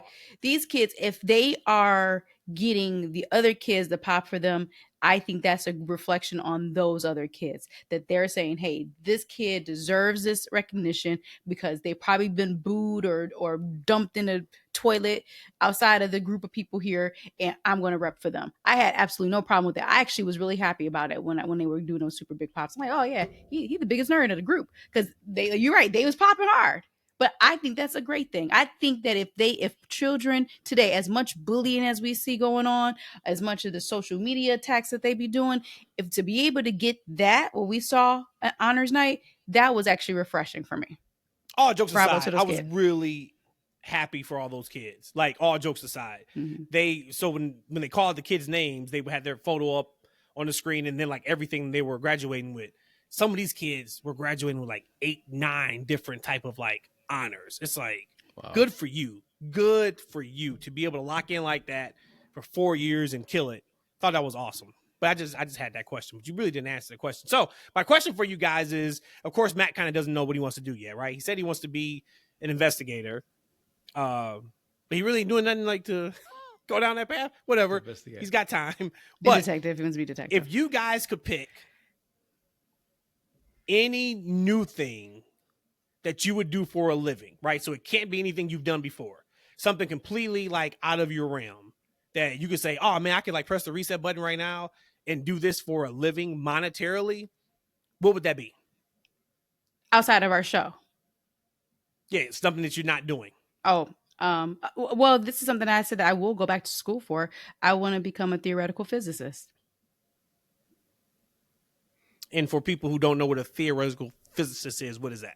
Is a physicist that could just make up some shit and live their entire life trying to either prove it or try to fight people who are trying to disprove it. Oh, nice. With a specialty into astrophysics. You be making up shit now. So you're halfway there. Out of line. Out of line. Yo, right, out so of you're line. a theoretical physicist. Yes. Got it. Yes. What a specialty in astrophysics. Physics. What would you do? And two things right before we get so congratulations to little Matt. I actually planned on this is how I don't say dumb. I'd have a very forgetful mind, and I tell people whatever in the moment just to get out of the situation because I'd be having stuff to do. I don't really be having time to listen to what people be talking to me about. Right? Don't call me at work. I'm busy and got a line and think I'm going to listen to you, man. I'm not listening to you. Right? And that's a problem sometimes. So I had already planned on surprising Matt and family. I was going to drive up because I hadn't said anything. I was driving up, had it planned out to be at the graduation problem. I mean, at the party. The only thing we're thinking about, like, yo, do I get a room at the end or do I just drive back? Because this is going to be a quick thing. I was just coming in for the party and I was going to leave out. Right. So fast forward, I'm working. I got a line of people out the door because I had to turn some idiots working in my job. So I had to get rid of them fools because, like, you can't mess with Big Daddy money and Big Daddy's clients. So I had to get rid of these people. Got them out of there, right? So it's just me now. Phone ring. Another store manager. Hey, E, man, I need some help, man. Can you come work for me on Saturday? Now, this is for Mother's Day weekend. I'm like, oh, my anniversary just was a week ago. I missed that because I had to go to Detroit. My mom, X, Y, and Z, blah, blah, blah. And then something else popped off, and I was like, I missed that. So I'm trying to make it up to her. Oh, man, I really can need some help, blah, blah. I'm like, you know what? Like, yeah, I mean, I really just, if you can just give me any Saturday, blah, blah, blah. I'm like, how about not this Saturday, the Saturday after next? I'll be okay.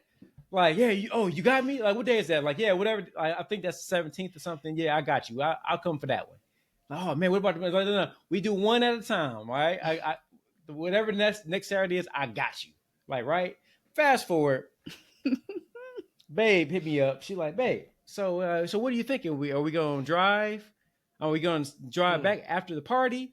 Or are we going to, get a hotel? We can start looking to see how much that costs, whatever the case may be. I'm like, oh, wait a minute. When's the party? This Saturday. I'm like, 17. Okay. Wait a minute. Oh, did I tell old boy I was going to work? It was open the store. I'm like, oh, snap. Next day, 3.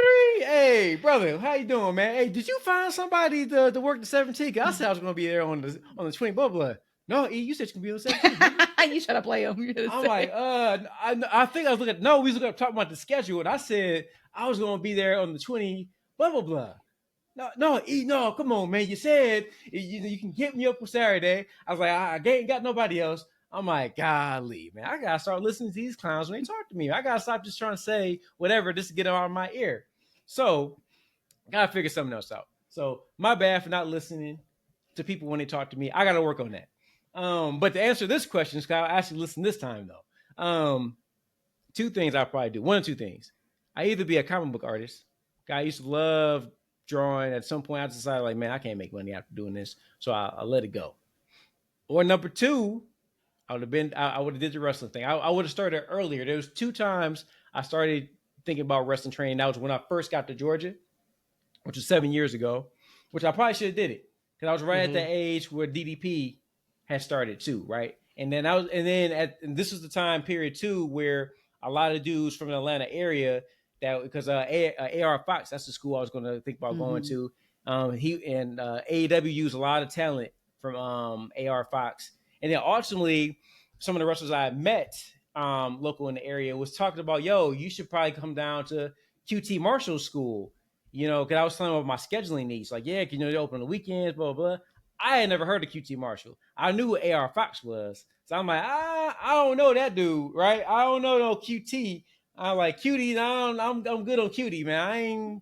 I ain't being trapped by no dude named Cutie. Had no idea. Fast forward that he's partnered with Cody and X, Y, and Z. So had your boy had gotten into training in wrestling 7 years ago, I'll be on AEW TV right now, and I would either be the television champion, the continental champion, the international champion. I would have been one of the 6-man champions, maybe the ROH TV champion, maybe the ROH Cruiserweight champion. I would have had 125 titles around my waist by now, man. And I would have been ready to jump ship along with Ricky Saints. You know what I'm saying? And we could have been a tag team by now. It'd have been Ricky Saints and Big Daddy. Ooh, think about that team, y'all. Ricky Saints and Big Daddy. Man, messed up, man. Didn't chase my dream. I didn't chase it like I was supposed to. You be on the indies with that name. You ain't getting on TV with that name.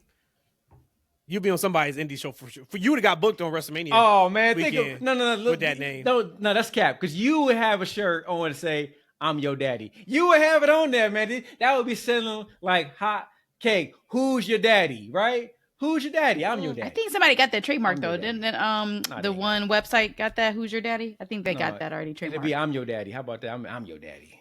That's crazy talk. All right, Matt, what would you have been, or what would you be? They always say like, no. They say typically, you know what you should be doing because of what comes easiest to you, right? So if I just look at what comes easiest to me, it is one, giving people advice. So that would be maybe like a life coach or something, and then it's my sense of humor, right? Like I'm really fucking funny outside the podcast. That's probably like what I'm most. Honestly, is so, but I wouldn't want to be a comedian. But I know I can make anybody laugh. So I don't know what I would do with that. So maybe like, I don't know, but yeah, probably like a life coach. Okay. Yeah, something like that for sure. All right, a couple tidbits for AEW, then we can get out of here. I got to share this, just in case anybody hadn't heard or see it. The JeVon Evans Richochet Twitter back and forth. Don't know anything about that. I figured you didn't see it, Rhodesia, because you didn't say anything. E, tell me you know about this. Vaguely. Okay. All right. So, Ricochet's been on Twitter and social media going hard since actually probably like he really turned heel. So like maybe, but really like leaning in like the last month and a half where he goes at people, that talks about he needs to go back to WWE, people who try to, trash on AEW, but he goes like super, super hard. So he got time. All right. So somebody said something about JeVon Evans. He quote tweeted it and just said, I'd squash him. Okay. JeVon Evans saw it and then he quote tweeted and responded and said, my bad. I just got done training at the Performance Center under Shawn Michaels. Something that you don't have or do, but I bet your brown egg head ass would squash me if Tony told you to. Much love, OG. All right, that's cool, right? Yeah, I think that was a respectful. Get it back. Okay, Hashtag cool. the young OG. Hashtag Tupac of this generation. He called himself Tupac of generation. Okay, this is light work, right? Ahead, we all John. agree. All right. Okay. Ricochet responds. Ricochet says, brother, I was learning from Shawn Michaels when you was like 12. Then went on to become multiple time champion. Let me know when you are one, little boy. And yeah, if Tony asked me, I'd definitely beat your ass, cuz. Okay. All right. Okay, so all is fair in love and war. All is fair. Yep, keep going. Next one.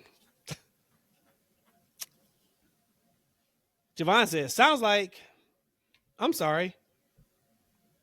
He said. He's Ricochet? JeVon Evans. Yeah. This is where he worked himself into the shoot. Okay. This tweet has since been deleted. Okay. So I was watching this in real time. I think this happened last Thursday. So I saw it in real time. Got it. His response. You learned from HBK when I was 12 and became a multiple time champion. Now you're wrestling in front of 2,000 people every week for a crackhead. Talk about an upgrade. Am I right? Question mark. Hashtag the young OG. Crying your face emoji. It's pretty good. Then he doubled down 3 minutes later. Ricochet didn't even respond.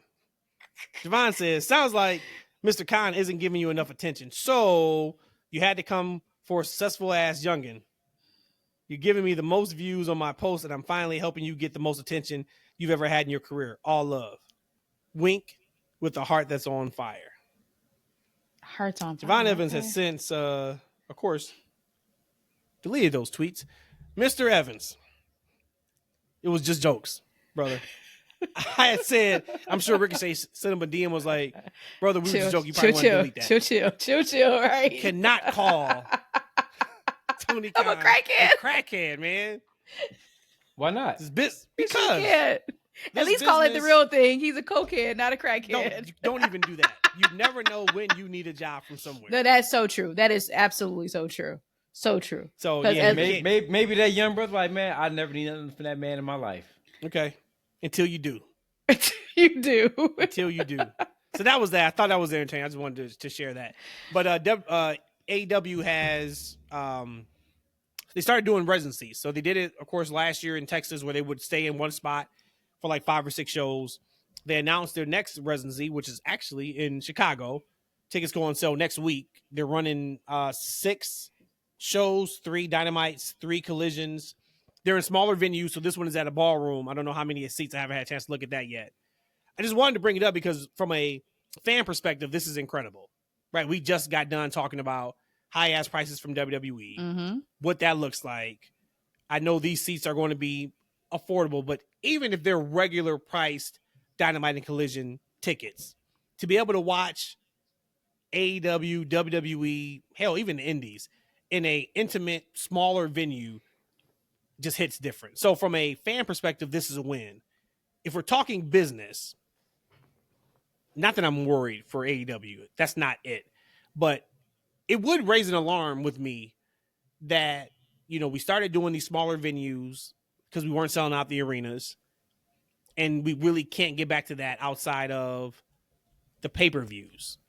Like, I just want them to, of course, we always talk about how we want everybody to be successful in wrestling, but it has to come to a point where they look at it and just say, okay, man, maybe something is a little off with our creative. The shows have been great, right? For the people who are watching, they're enjoying it, but they're not growing. And I feel like if you are now doing residencies and you're not growing your audience on television, where is the growth coming from? Like, if we're not growing anywhere, there may be an issue. Like, I know they're on Max, so now the ratings, we don't look at that. I haven't even brought up ratings in months. Either way, really, on either side, because it is what it is. Because streaming doesn't even give you what the numbers look like. But that was, I kind of just wanted to bring that up. That like, hey, if you can go to see, I don't know if NXT will absolutely be in a smaller venue. But if you've never been into a smaller spot to watch wrestling, it is a completely different experience. You're right on top of the wrestler, so it feels different. It looks different. Ooh. But yeah, I just like it's right on top of wrestling. Not worry, but it's kind of like you didn't see it. If I can eliminate the worry part of it, because again, it would, like you said, raise some alarms in my head of why are we doing this? I feel like maybe they're trying to figure it out. I don't know how business is in that perspective, but I would imagine it would maybe be saving them some money because of production. And if they're doing this ballroom, they might be able to just rent the whole ballroom out essentially for the 3 weeks or 4 weeks that they're going to be there. So like for the month, do a month residency. So they don't have to keep tearing down and building back up. They can have that set for the month.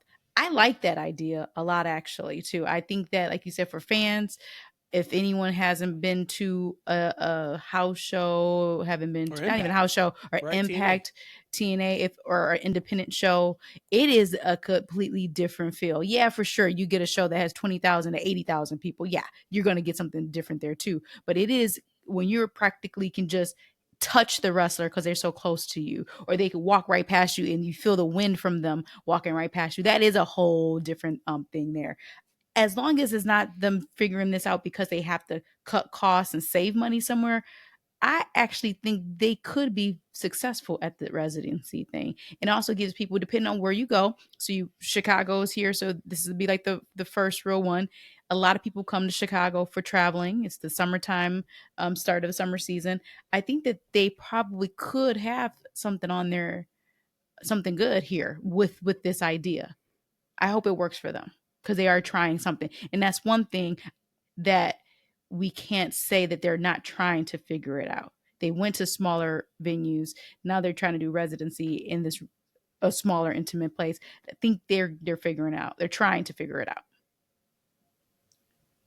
You know, we getting towards that point for Big Day, so I'm not gonna waste too much time on AEW. But I will say this though, AEW has puts on the shows are actually pretty good. I actually watched Dynamite. It was a nice show. It was quite a few segments that I thought was really good. I Hurt Syndicate, like them. Ricochet, great. MJF is doing something with the Hurt Syndicate right now, which is interesting. I like the Don Collins family. He reminds me of the Bobby Heenan family, like a lot of like nice quality heels. He's a good talker. Doing some things with Will Ospreay and Adam Page. The show is actually pretty darn good. However, it's a show for hardcore wrestling fans. That's what it's going to be. That's what it's going to be. It's a show for hardcore wrestling fans, and a lot of hardcore wrestling fans are getting their feels from watching WWE. WWE is if you like great wrestling matches. Now, when you watch AEW wrestling matches, it's definitely a different pace than you're going to see on a WWE show. However, good wrestling is good wrestling. So if you're into great wrestling matches, you're going to scratch that itch by watching WWE, and you get production value. It's a larger life show, etc. AEW is not set up at this point, and probably ever, as long as Tony Khan is creative, to be much larger than what it is. It's a niche product. It's a niche of a niche, and period. That's what it is, and that's the vision that Tony Khan has for wrestling. That vision that we're seeing is not a bad show.